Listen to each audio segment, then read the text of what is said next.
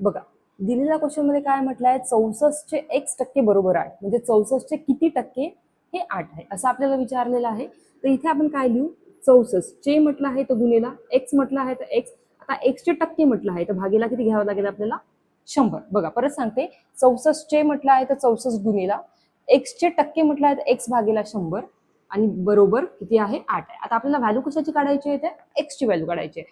तर x ला आपल्याला इकडे ऍज इट इज ठेवायचं आणि जिकडे हे जे छेदामध्ये असते ते अंशामध्ये जाईल, जे गुणाकारामध्ये असते ते भागाकारामध्ये.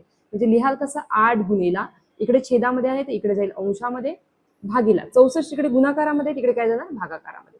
आता इकडे भाग द्या 8 × 8 8 × 8 64 म्हणजे तुमचं येणार किती 100 भागीला 8. आता 100 भागीला 8 ने भाग द्या 8 × 8 या 8 मधले किती उरले 2 आणि हा 0.